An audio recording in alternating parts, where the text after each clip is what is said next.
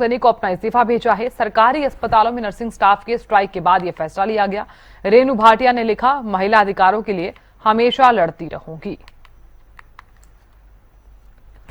तो रेणु भाटिया ने सीएम नरसिंह सैनी को अपना इस्तीफा भेजा है और इस बीच वो ये कहती हुई भी नजर आई हैं कि वो अपना फर्ज जो है वो निभाती रहेंगी, यानी कि महिला अधिकारों के लिए लड़ती रहूंगी।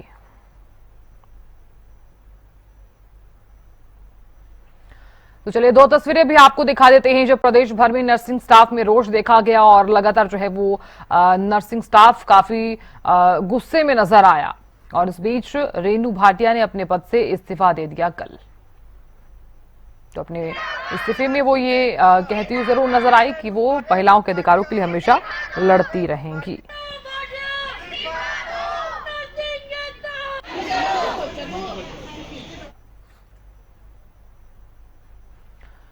तो जानकारी ले लेते हैं, कुरुक्षेत्र से गगन जुड़ गए हैं ज्यादा जानकारी लिए हुए। गगन, रेणु भाटिया ने अपने पद से इस्तीफा दे दिया है। नर्सिंग स्टाफ में जब रोष देखा गया, हालांकि एलएनजेपी अस्पताल में जब वो मामला सामने आया उसके बाद से ही क्योंकि रेणु भाटिया लगातार एक्शन मोड में नजर आई, उसके बाद नर्सिंग स्टाफ में रोष देखा गया। ना सिर्फ उन्होंने इस्तीफा दिया है बल्कि उन्होंने ये भी कहा है कि वो महिलाओं के अधिकारों के लिए हमेशा लड़ती रहेंगी। बिल्कुल साधना, देखिए पिछले कुछ दिनों में जिस तरीके की एक घटना हुई थी, इंसानियत को शर्मसार करने के द्वारा एक नाबालिग बच्ची के साथ जो गलत काम हुआ था, उसके बाद जो है महिला आयोग की चेयरपर्सन रेणु भाटिया जो एक्शन मोड में आई थी, तुरंत जो है कार्रवाई करवाई गई थी।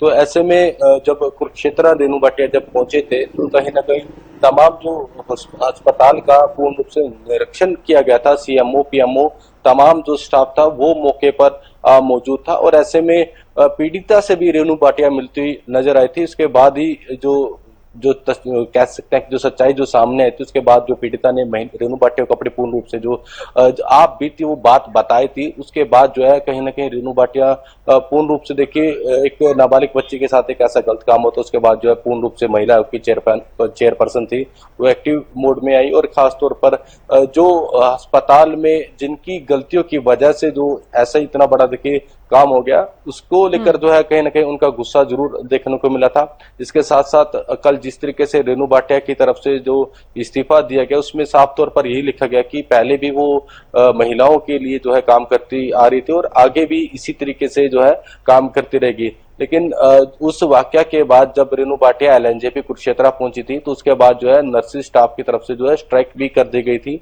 पिछले 2 दिनों में जिस तरीके से पूरे प्रदेश के अंदर नर्सिंग स्टाफ की तरफ से जो स्ट्राइक हुई है उसकी वजह से कहीं कहीं जो आपातकालीन इमरजेंसी सेवाओं को छोड़कर तमाम जो चीजें हैं वो कहीं ना कहीं ठप पड़ी थी अस्पतालों में। और अभी जो महिला आयोग की चेयरपर्सन है रेणु भाटिया, उनकी तरफ से कल इस्तीफा दे दिया गया था। अभी देखने वाली बात होगी कि सरकार इसे एक्सेप्ट करती है या नहीं करती है, ये देखने वाली बात जरूर होगी। अभी इस तरीके की कोई जानकारी सामने नहीं आई है। और दूसरी बात देखिए, रेणु भाटिया ने अपना इस्तीफा दे दिया, लेकिन इसके साथ साथ जो देखिए डॉक्टर शैलेंद्र सैलिया उसे तो जेल भेज दिया गया। लेकिन एक चीज जो सामने आई थी, रेणु भाटिया ने प्रेस कॉन्फ्रेंस के अंदर जो जानकारी दी गई थी कि जो बच्ची थी उसने एक हॉस्पिटल के स्टाफ को भी जानकारी दी थी कि मेरे साथ ये गलत काम हुआ है।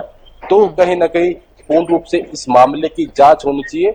जो भी लोग इस मामले में जिनको पता होने के बावजूद उस बच्ची का साथ नहीं दिया, उनके खिलाफ भी जो है सख्त से सख्त जो है कार्रवाई होनी चाहिए। अभी देखने वाली बात होगी कि सरकार रेणु भाटिया का इस्तीफा यानी एक्सेप्ट करते हैं या नहीं करते हैं। और दूसरी बात ये कि जो ये केस है कुरुक्षेत्र में नाबालिग बच्ची के साथ जो हुआ था, गलत काम हुआ था, उसमें कौन कौन लोग किन किन लोगों की जो है लापरवाही थी, उनके खिलाफ जो है क्या कुछ कार्रवाई की जाती है, ये देखने वाली बात जरूर होगी। जी चलिए गगन, बहुत शुक्रिया जानकारी देने के लिए, बने रहने के लिए।